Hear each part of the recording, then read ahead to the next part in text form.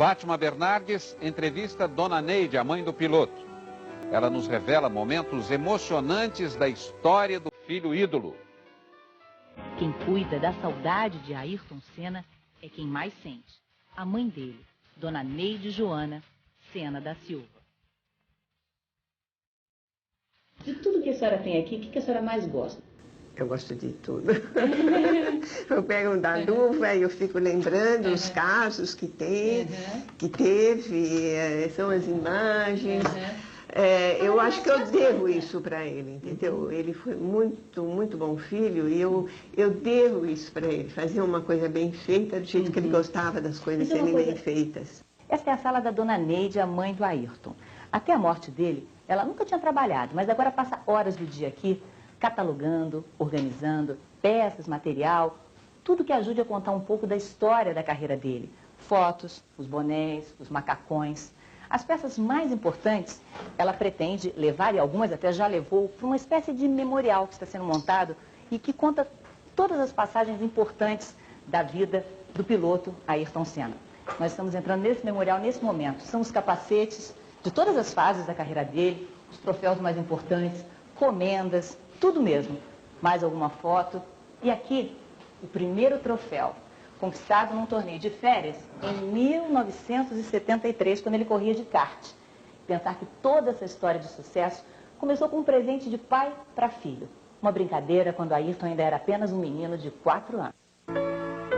A paixão de Ayrton pela velocidade está documentada desde o início em milhares de fotografias e imagens preciosas que Dona Neide identifica, classifica e cataloga num banco de dados do memorial.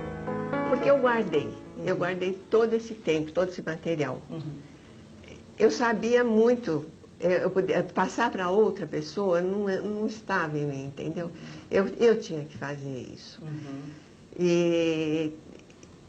E tem que ser bem feito, porque às vezes eu quero correr para alguma coisa, depois eu falo assim, não, eu acho que ele não iria gostar, vamos fazer direitinho.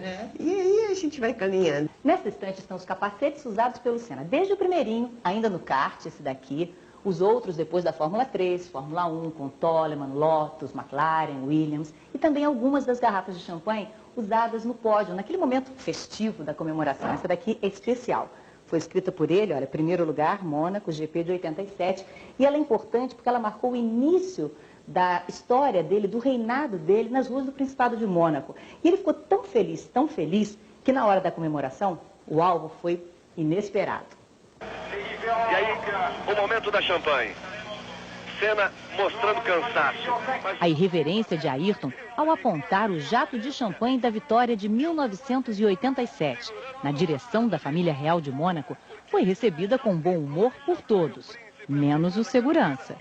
E em outra vitória, em 1991, ele até brincou, ameaçando repetir a dose. O memorial guarda flagrantes da concentração de Ayrton no cockpit, de pilotos como Hélio De Angelis, do amigo e empresário Armando Botelho, da namorada Cristine Ferraccio, de momentos de comemoração com os chefes das equipes que ele defendeu e do grande rival Alain Prost, aqui especialmente preocupado com aquele capacete amarelo. Não fica ainda mais difícil a senhora cercada assim, de tanta coisa dele, não? Ou isso ajuda a senhora de uma certa forma? Não, isso me ajuda bastante. Eu, anteriormente, eu nunca tinha trabalhado fora. E depois do acidente, a Viviane falou, olha, mamãe, agora nós temos que fazer o que ele queria. E daí que a gente começou a trabalhar tudo isso. E eu estou tão ambientada, e me faz até falta. Para mim, a minha vida é isso aqui. Outra peça de destaque aqui no memorial é essa escultura. Ela é formada pelos desenhos dos autódromos em que o Ayrton correu e venceu. Desse lado aqui está Interlagos, em São Paulo. Só existem duas peças, essa que está aqui e uma outra que está na casa do engenheiro japonês Yoshitoshi Sakurai. Ele é o homem responsável pela aliança imbatível entre Senna e os técnicos e os motores Honda. Uma aliança tão forte que deu a ele 3 títulos com o mesmo motor. 1988, 1990, 1991. A grande decepção de Ayrton é que faltava aqui para ele o 4º título, a 4ª placa, a de 1989. Ele perdeu o campeonato depois de uma vitória histórica, de uma atuação heróica na pista. mas que não convenceu os fiscais da Federação Internacional de Automobilismo. A decepção de Ayrton aconteceu no momento decisivo do espetacular Grande Prêmio do Japão de 89. Ayrton precisava da vitória para continuar sonhando com o bicampeonato, mas o rival, Alain Prost, fechou a porta na chicane. E apesar da heróica recuperação, Ayrton foi desclassificado por ter cortado o caminho na chicane e Prost sagrou-se tricampeão nos boxes. Dona Neide tem um cuidado especial com as roupas e luvas que Ayrton usou. Muitas vezes ele jogava até a luva fora. E o Milton ia lá e catava a luva outra vez. Mas essa aqui acho que só tem uma. Essa só tem uma mesmo, isso porque ele era canhoto. E a esquerda acabou. Ficou só isso aqui. Eu nunca pensei que, assim, que piloto remendasse luva, Dona Neide. Ai, essa é uma particularidade. Foram muitas as vezes que eu remendei as luvinhas ali. Aqui porque tem um ele monte de tirava pontinho, né? Você vê como é que está? Olha, está toda aberta, tá vendo? Mas ele que pedia para a senhora fazer isso? Ele queria a luva porque era macia, porque já estava de acordo com a mão, já estava moldado, a luva nova incomodava, escorregava. Dona Neide não se nega a cuidar pessoalmente do acervo, nem quando as fotos e imagens são daqueles dias tristes de 1994, quando o sonho de Ayrton de pilotar a poderosa Williams se desfez tragicamente em Imola. Da reação desesperada quando ele viu pela TV no treino de sábado o acidente que matou o piloto Roland Ratzenberger.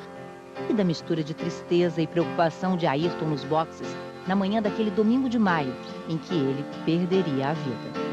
Quando ele foi para a Europa, eu falei assim para ele, olha, Beco, até agora eu cuidei de você. Beco porque era um apelido de casa, né? Ah, a gente sabe. É. Ah, ele já virou íntimo de todo mundo, sabe? Há muito tempo, né? A gente também sabe que ele era o Beco. É, eu falei, agora quem vai cuidar de você é Deus. Por isso, você presta bem atenção. Isso foi quando ele foi a primeira vez para a Europa. Então, é uma coisa que está em nós vivemos isso. Com a balada? Fiquei, sim. Os primeiros anos eu fiquei abalada, mas ao mesmo tempo eu não podia me desvencilhar. Era tão escuro, tão... era tão... Eu ficava assim como que numa escuridão. E foi ele que me segurou. Foi Deus que segurou? Foi. E é por isso hoje, por ele, que a senhora está fazendo esse trabalho com todas essas crianças. Exatamente. Eu acho que é um plano de Deus na nossa vida. Muito obrigada, Dona Neide. Desculpa. Tem 10 anos que eu queria ter feito essa entrevista com a senhora, mas eu não tive coragem de pedir essa entrevista há 10 anos. Então, hoje eu fiquei muito agradecida à senhora por essa entrevista. Obrigada. Você é uma simpatia, viu? Eu te admiro muito. Obrigada, Dona Neide.